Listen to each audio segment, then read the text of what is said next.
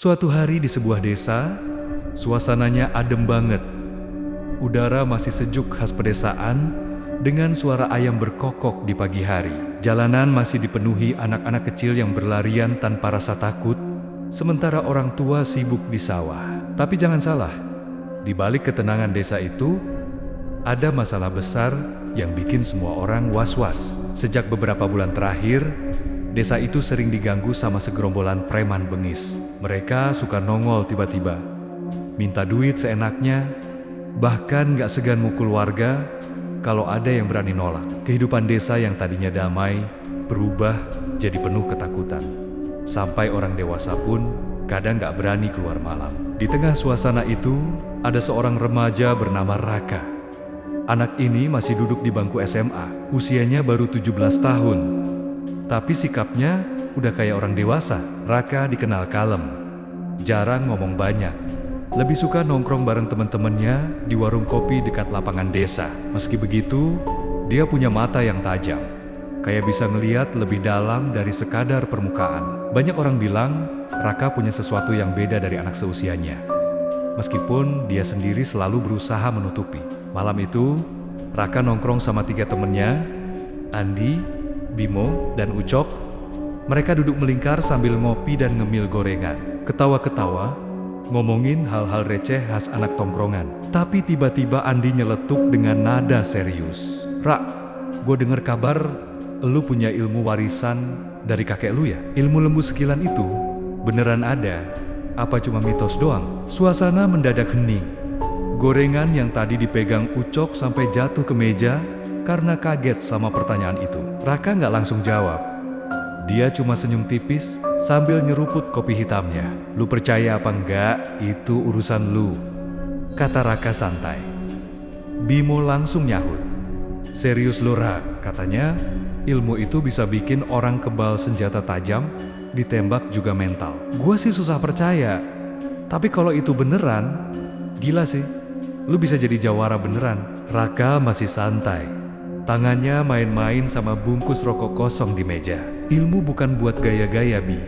Kalau ada pun, itu buat jaga diri sama jaga orang lain," jawabnya pelan. Ucok yang dari tadi diam, akhirnya ikut ngomong. "Tapi Rak, jujur aja ya, warga sekarang udah pada takut banget sama preman. Kalau bener lu punya ilmu itu, kenapa nggak lu pakai buat ngusir mereka? Masa kita harus diem aja lihat orang-orang diinjek-injek?" Raka ngelirik ke arah Ucok. Tatapannya serius, tapi nggak marah. "Kok lu pikir gampang, Cok? Hidup itu nggak cuma soal berantem. Kadang kita harus tahu kapan waktunya maju, kapan waktunya mundur. Nggak semua masalah bisa selesai pakai kekerasan." Andi ketawa kecil, berusaha mencairkan suasana. "Ya, tapi kalau preman bengis itu makin jadi, lu yakin masih bisa diem?" "Gue sih yakin, suatu hari lu bakal ditantang mereka, Rak. Dan gue pengen lihat gimana reaksi lu waktu itu." Raka nggak jawab. Dia cuma ngeliat ke arah langit desa yang dipenuhi bintang, seolah lagi mikirin sesuatu yang jauh lebih dalam. Temen-temennya jadi ikutan diam. Suasana warung kopi berubah agak hening. Di hati kecilnya, Raka tahu kalau omongan temen-temennya ada benarnya. Ilmu lembu sekilan memang nyata, dan itu warisan langsung dari kakeknya yang dulu dikenal sebagai jawara desa. Kakeknya selalu berpesan, ilmu itu bukan buat nyombong, apalagi buat nyakitin orang. Ilmu itu harus jadi tameng, bukan jadi senjata. Kata-kata itu selalu diingat Raka. Jadi dia lebih memilih diam dan menahan diri. Tapi diamnya Raka justru bikin teman-temannya makin penasaran. Bimo nyengir, "Rak, kalau bener lu punya ilmu itu, coba dong kasih lihat dikit, paling nggak biar kita percaya. Jangan bikin kita penasaran terus." Raka geleng-geleng kepala sambil ketawa kecil. "Udahlah, nanti juga kalian bakal tahu sendiri. Gak semua hal harus ditunjukin sekarang. Kadang sesuatu lebih baik disimpan sampai waktunya tiba." Jawaban itu bikin teman-temannya makin bingung, tapi juga bikin mereka makin yakin kalau Raka emang nyimpen rahasia besar. Waktu makin malam, warung kopi makin sepi. Raka berdiri, ngeluarin uang buat bayar kopi dan gorengan. "Udah malam, gua pulang duluan. Besok kita nongkrong lagi," katanya sambil jalan keluar. Teman-temannya saling pandang, lalu Andi berbisik, Lu lihat kan matanya barusan? Kayak ada sesuatu yang gak dia omongin. Bimo ngangguk pelan. Iya, gue yakin banget dia nyimpen sesuatu. Dan gue rasa gak lama lagi kita semua bakal lihat sendiri gimana hebatnya ilmu lembu sekilan itu. Raka melangkah pulang melewati jalan desa yang sepi. Angin malam berhembus pelan, bikin dedaunan pohon pisang bergoyang. Dia jalan sambil mikirin ucapan teman-temannya barusan. Dalam hati kecilnya, Raka sadar kalau cepat atau lambat, dia memang bakal dihadapkan sama preman bengis itu. Dan saat hari itu tiba, dia harus siap, bukan cuma buat dirinya, tapi juga buat seluruh warga desa. Hari itu desa mendadak geger, karena segerombolan preman bengis yang sering bikin onar akhirnya nongol lagi. Mereka datang sangat rame, lalu membawa golok, rantai, sampai pentungan besi.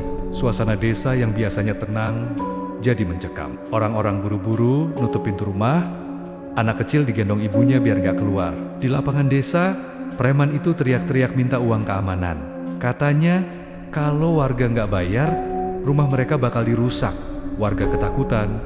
Ada yang nekat maju mau negosiasi, tapi langsung ditampar sampai jatuh. Situasi makin kacau, semua orang cuma bisa diem sambil gemetar. Raka yang kebetulan baru pulang dari sekolah, langsung lihat kerumunan itu. Dia berdiri agak jauh, memperhatikan gimana para preman dengan gampangnya bikin orang desa tunduk. Andi yang kebetulan ada di dekatnya, langsung narik bajunya. Ra, jangan deket-deket, bahaya. Mereka lagi ngamuk. Tapi Raka nggak mundur. Matanya ngelihat jelas gimana seorang bapak tua dipukul cuma gara-gara nggak punya uang buat disetor. Gua nggak bisa diam aja, jawab Raka pelan. Andi langsung kaget. Lu gila, dia bawa senjata semua. Salah satu preman besar ngelihat ke arah Raka, lalu nyamperin dengan wajah songong. Bocah, ngapain lu nongkrong di sini? Mau ikut urusan orang gede? Raka diem, tangannya mengepal tapi wajahnya tetap tenang. Preman itu ngedeketin makin deket. Matanya melotot, nafasnya bau alkohol. Jawab, woi, lu gak denger apa gua ngomong? Katanya sambil dorong bahu Raka. Andi yang di sampingnya panik. Rak, udah ayo mundur, jangan cari masalah. Tapi Raka tetap berdiri tegak. Nggak ada rasa takut di wajahnya. Aku cuma warga desa biasa, kata Raka santai. Tapi jangan seenaknya mukul orang tua di depan mata gua. Preman bengis itu langsung ketawa ngakak, suaranya keras, sampai bikin warga makin ketakutan. Woi dengerin semua, ada bocah kampung yang sok jagoan nih, katanya sambil nunjuk Raka. Preman-premannya yang lain juga ikut ketawa. Sebagian muterin rantai di tangannya, ada yang nepak-nepakin golok ke telapak tangan. Warga yang ngeliat dari jauh cuma bisa berdoa, takut Raka jadi korban berikutnya. Preman gede itu langsung nyabut golok dari pinggangnya dan ngarahin ke dada Raka. Kalau bener lu jago, ayo kita coba sekarang. Lu berani nantang gua kan, bocah? Raka nggak jawab. Dia cuma ngeliatin dengan tatapan dingin. Andi langsung pucet. Ra, lu mau mati apa gimana? Golok itu tajam banget. Raka narik napas panjang, lalu pelan-pelan jalan maju satu langkah. Gua nggak nantang siapa-siapa, katanya tenang. Tapi kalau lu berani nyakitin warga gua, lu harus lewatin gua dulu. Tanpa basa-basi, preman itu langsung menebas goloknya ke arah Raka. Semua orang teriak kaget. Andi nutup mata karena nggak tega ngeliat temennya bakal luka. Tapi yang terjadi justru bikin semua orang bengong. Golok itu nggak bikin luka sama sekali, malah termental seakan nabrak besi. Preman itu melotot nggak percaya. Dia coba lagi tebasan kedua, ketiga, tapi hasilnya sama. Goloknya termental, dan Raka tetap berdiri tegak tanpa luka sedikit pun. Suara bisik-bisik langsung terdengar dari warga. Astaga, beneran ada ilmu lembu sekilan. Preman itu makin emosi, keringatnya netes di dahi. Anak setan, lu pakai ilmu apa? Teriaknya. Raka masih diem, matanya dingin, seolah nggak peduli sama ancaman. Preman lain mulai maju. Ada yang muterin rantai, ada juga yang angkat pentungan besi. Andi langsung mundur beberapa langkah. Ra, mereka banyak banget, lu sendirian. Tapi Raka cuma nyengir tipis. Tenang aja, Andi. Kadang yang kelihatan banyak belum tentu bisa ngalahin yang punya keyakinan. Ucapan itu bikin Andi makin deg-degan, tapi sekaligus kagum sama keberanian Raka. Pertarungan akhirnya pecah. Satu preman ayun berantai ke arah kepala Raka, tapi ditangkis pakai tangan kosong dan rantainya malah kusut sendiri. Yang lain nyabetin pentungan ke punggung Raka, tapi termental kayak nabrak batu. Warga yang tadi ketakutan sekarang mulai bersorak pelan. Mereka nggak nyangka ada anak muda berani berdiri buat melindungi desa. Raka nggak balas nyerang. Dia cuma nahan serangan sambil tetap berdiri kokoh. Tatapannya bikin preman-preman itu jadi ragu, seolah mereka sadar nggak gampang ngalahin anak ini. Di tengah pertarungan itu, kepala preman teriak dengan suara serak, "Jangan kendor! Dia cuma bocah, pasti ada celahnya." Tapi di hatinya sendiri, dia udah mulai ragu. Karena semua senjata nggak ada yang bisa nembus badan Raka. Warga mulai keluar rumah, ada yang teriak, "Ayo Raka, lawan mereka!" Ada juga yang mulai berani ngumpul di pinggir lapangan. Raka tetap diem. Cuma dalam hati dia bilang, "Kek, gue bakal jaga desa ini kayak yang lu ajarin." Pertarungan makin panas. Suara rantai yang diayun preman terdengar keras. Pentungan besi dipukulin ke tanah, bikin percikan api kecil. Tapi semua serangan itu tetap nggak ada yang bisa bikin Raka jatuh. Dia berdiri tegak. Sesekali cuma ngelangkah mundur atau miring, tapi sama sekali nggak terluka. Preman-premannya mulai kelihatan frustasi, wajah mereka merah penuh keringat, sementara warga desa di pinggiran lapangan makin heboh. Ada yang teriak kasih semangat, ada juga yang berdoa sambil megang rosario atau tasbih, berharap keajaiban benar-benar nyata. Malam itu, preman gede yang tadi jadi provokator akhirnya marah besar. Dia ambil golok paling panjang dan teriak kencang, "Gua gak peduli lu punya ilmu apa. Malam ini gua bakal bikin lu nyembah di kaki gua." Dia langsung lompat ke arah Raka.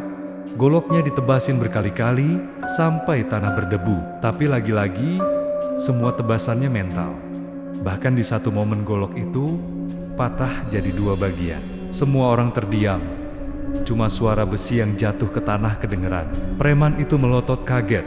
Tangannya gemeteran. "Gak mungkin, ini gak masuk akal," katanya dengan suara bergetar.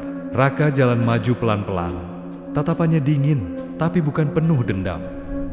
"Gua udah bilang, jangan seenaknya sakiti orang. Desa ini bukan tempat lu buat jadi raja. Kalau lu masih maksa, gua gak bakal mundur." Preman-premannya pada mundur satu-satu, kelihatan jelas ketakutan. Tapi ada dua orang yang masih nekat nyerang dari samping, bawa pentungan dan rantai. Raka langsung angkat tangan, nangkep serangan itu dengan mudah, lalu ngedorong mereka sampai jatuh tersungkur.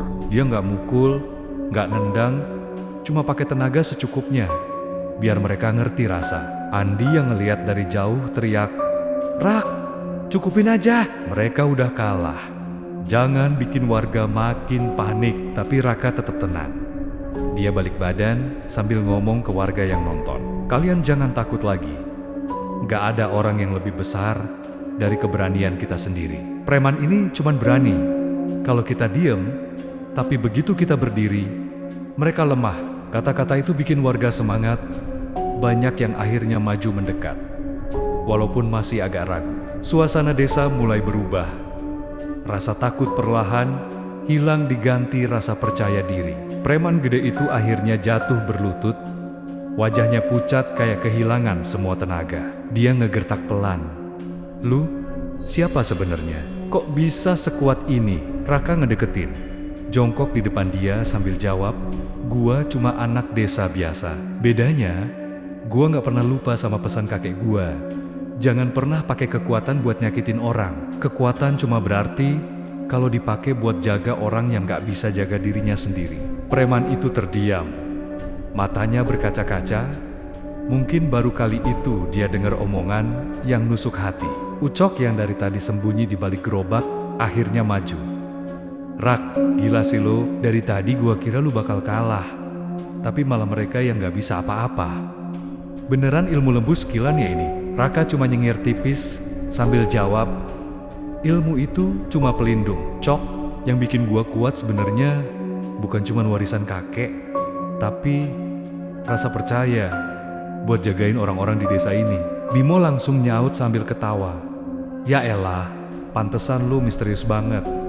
Jadi lu emang ditakdirin jadi jawara desa. Raka ketawa kecil, tapi matanya tetap serius. Preman-preman yang tersisa akhirnya kabur satu persatu, ninggalin kepala mereka yang masih jongkok di tanah. Raka ngebiarin, dia nggak ngejar, cuma bilang, pergi. Tapi inget ini yang terakhir, kalau kalian balik lagi, desa ini nggak bakal diem. Kepala preman itu ngangguk pelan, lalu bangkit dengan sisa tenaga dan ikut kabur bersama anak buahnya. Warga desa langsung bersorak, beberapa orang sampai nangis lega karena merasa terbebas dari teror yang udah lama mereka alamin. Malam itu, lapangan desa penuh dengan orang yang mengelilingi Raka. Mereka ngucapin terima kasih, ada yang nyium tangannya, ada juga yang peluk sambil nangis. Tapi Raka nggak sombong. Dia cuma bilang, "Gua nggak mau disebut pahlawan. Kalian semua juga bisa, asal punya keberanian. Gua cuma kebetulan punya warisan ilmu ini. Tapi yang bikin gua bisa berdiri tadi, karena gua nggak mau lihat orang-orang yang gua sayang diinjek-injek." Warga makin kagum. Mereka sadar kalau kekuatan terbesar bukan cuma ilmu sakti, tapi hati yang tulus. Saat semua orang bubar, Raka duduk sendirian di bangku kayu dekat warung kopi. Dia ngeliat ke langit malam yang penuh bintang, sambil ingat pesan kakeknya yang dulu. "Ke, gue udah pakai ilmu ini bukan buat gaya-gaya, tapi buat jagain desa, kayak yang lu mau." Senyum kecil muncul di wajahnya. Meski hatinya sadar, perjuangan belum selesai. Karena dia yakin, selama masih ada orang jahat, bakal ada saatnya ilmu lembu sekilan dipanggil lagi.